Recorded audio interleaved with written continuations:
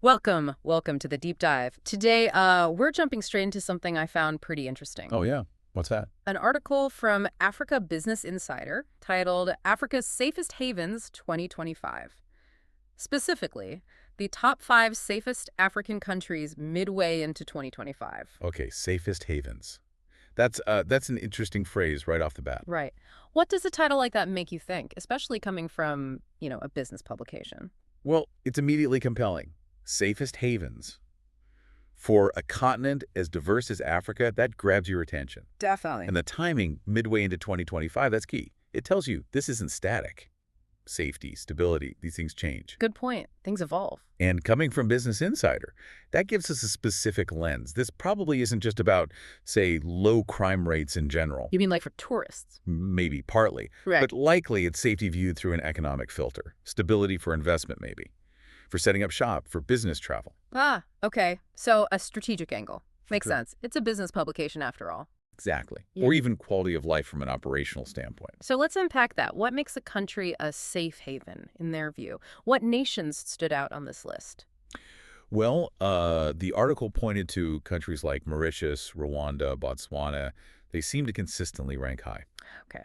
Why them specifically? What criteria did they focus on? It seems to go beyond just, basic safety metrics. For Mauritius, for example, yes, low crime is mentioned, Right. but also its strong legal system, political stability, and significantly how easy it is to do business there. Those are concrete factors. Factors that protect assets, provide predictability, that kind of thing. Precisely. It paints a picture of a stable environment for business. That's a useful distinction, not just personal safety, but this broader business ecosystem. Yeah, What about Rwanda? That name might surprise some people based on older history. absolutely. And its inclusion is really telling for this business haven idea.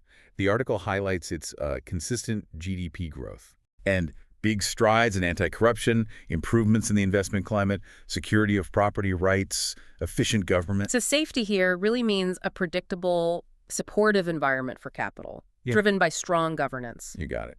And Botswana fits too long history of democratic stability, careful economic management, low risk, secure for investors. Now, here's something I found really interesting. They didn't just list the top 5. Oh. They also mentioned countries kind of on the upswing, like Ghana, making strides in diversifying its economy, improving governance. Pointing towards future potential. Exactly, suggesting they could become safe havens down the line. It pushes back against those broad stroke generalizations about Africa, It really does. It suggests a need for a much more nuanced view. You can't just lump everything together. So what does this framing safest havens by Business Insider imply for someone looking at Africa in 2025? It implies opportunity, I think. For those who prioritize stability, maybe they're setting up operations, looking for markets, or even considering relocating long-term. It's like an invitation to look past the headlines. Yeah, and dig into the actual metrics that define operational security, economic predictability, see what's really going on. Right. And, just the fact that an article like Africa's Safest Havens 2025 exists from a source like Business Insider, it shows there's real global interest, right? Yeah. And Yeah. a demand for this kind of consolidated info on key things like safety and stability. Definitely signals that. So this deep dive, it's really been about understanding the context behind a report like this and what it might imply. Indeed.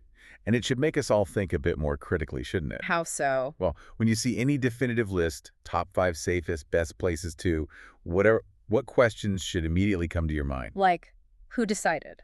Based on what data? Exactly. What were the criteria? How was the data gathered? And how might this list influence decisions, maybe even your decisions? That's a really good point. Something to definitely think about. Understanding the why and the who behind these lists is probably just as important as the list itself. Couldn't agree more. So as 2025 continues, maybe the question for you listening is, what factors would you prioritize when you're thinking about safety and opportunity in Africa? Something to chew on. Until next time, keep digging deeper.